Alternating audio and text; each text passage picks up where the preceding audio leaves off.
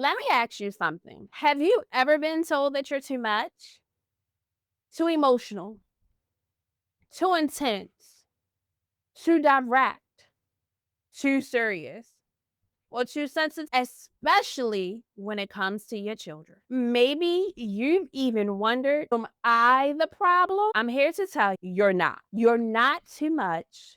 You're emotionally intelligent.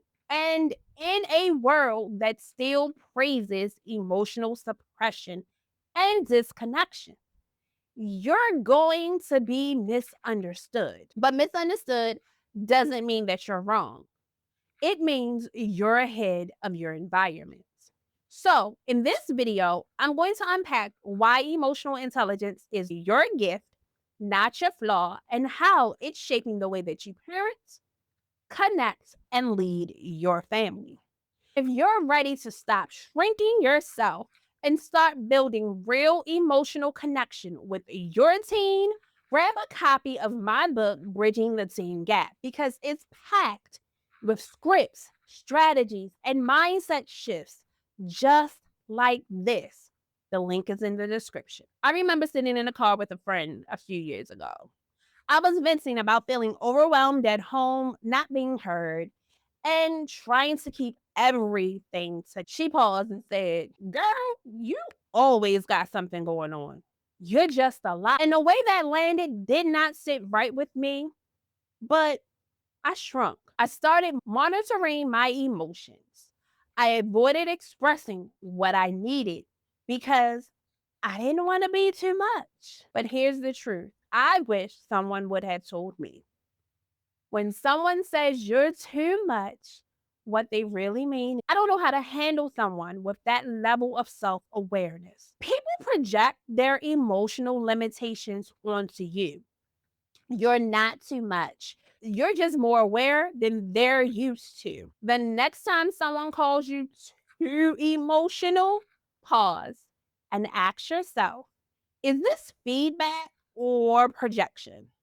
If it's projection, release it. That weight was never yours to carry. And here's the thing, when you're the emotionally intelligent one in the room, your clarity feels like chaos to people who aren't used to feeling at all. Let's break this down. Emotional intelligence isn't about being calm all the time, it's about being clear. You recognize your emotions, you name them, you express them with intention. But to someone who avoids feeling, that clarity feels confrontational. Let me give you an example. I once told someone calmly and respectfully, when you dismiss my concerns, I feel invisible. Their response, you're overreacting. It's not that deep. To them, it wasn't, but to me, it was the truth. And I had to learn this. Emotional intelligence often sounds like drama to someone who's emotionally disconnected. Your emotional awareness threatens people who have built their identities around avoidance. They don't know how to meet you where you are, so they try to minimize you instead. I want you to start normalizing emotional clarity in your home. Say what you feel without apology and teach your teens to do the same. Let emotional intelligence become the new normal in your home, and it will translate through your children and yourself in the real world. As you do this, something shifts and you start to feel disconnected, not just from people, but from places and conversations that no longer fit your emotional evolution. I can't tell you how many moms I coach who say, I don't enjoy the same friend groups anymore. I hate small talk. I just want real conversation. That's not attitude. That is alignment. When you grow emotionally, surface level talk starts to feel like noise. I remember being at a family gathering, listening to people complain about celebrities and TikTok drama. And I started thinking, I'd rather talk about how we're healing generational trauma. And that's not me being bougie. That's me evolving. And you've probably felt like that too. Here's why. Emotional intelligence sharpens your filter. You no longer tolerate what drains your energy, and that includes shallow parenting advice, dismissive partners, or environments that reward emotional numbness. Start curating your circle. Be intentional about conversations. Ask your team deeper questions. Model what meaningful connections look like, even if others don't allow. But with that clarity also comes resistance because not everyone is ready for that depth. And that brings up the one of the hardest truths. Let me say this plainly. Your emotional clarity is a mirror, and people don't always like what they see in the mirror. When you set boundaries, when you speak with intention, when you cry without shame, it exposes where they still hide. One of my clients, and we're going to call her Melissa, shared that after years of people pleasing, she started speaking up in her marriage. At first, her husband said, "You're acting brand new." No, she was acting brand true. She told me, "I used to think I was too sensitive. Now I know I was just surrounded by emotionally unavailable people." People with unprocessed emotions reject emotional leadership because it disrupts their comfort zone. And that rejection often gets aimed at you. Get comfortable with being too much in rooms that aren't built for emotional depth.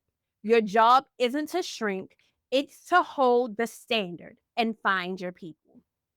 If this feels familiar and you're done tiptoeing around people's emotional discomfort, bridging the teen gap gives you the tools to stay grounded, connected, and confident, especially in your parenting.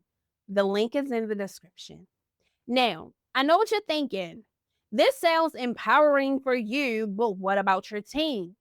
Let me show you why your emotional intelligence is the greatest gift you can give them.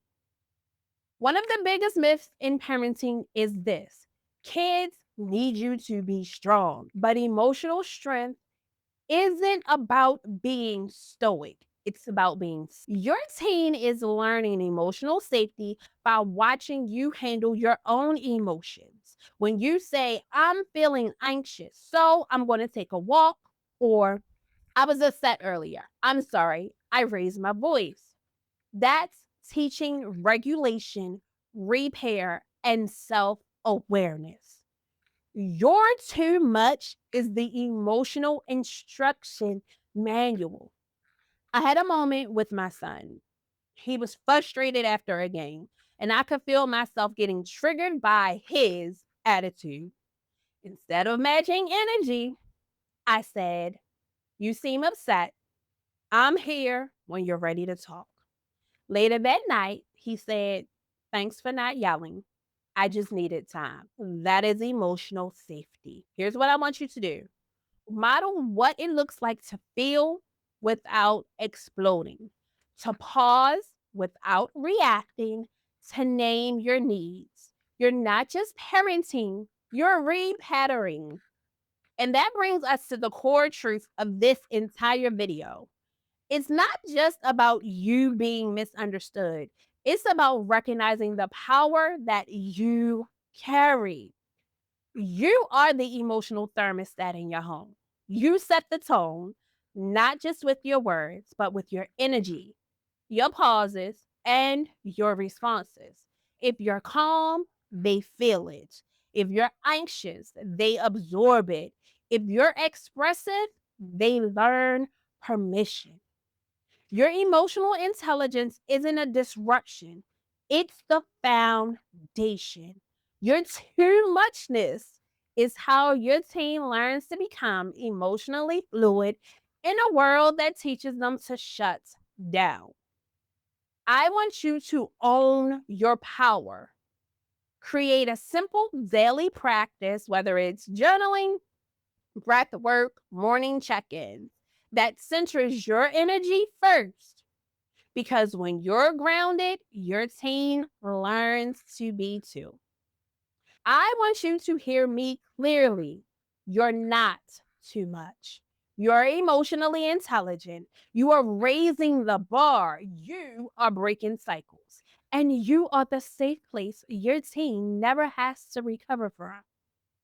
Let that be your truth. If this spoke to your soul, go grab a copy of Bridging the Teen Gap, because this isn't just about parenting. It's about becoming the woman you needed when you were younger and raising the next generation with the same wholeness. And I want you to go watch the next video, 3 signs your teen is asking for emotional support without saying it. Because your teen is always speaking, just not in the way that you think. You've got this, and you're not alone. And I'll see you guys over there.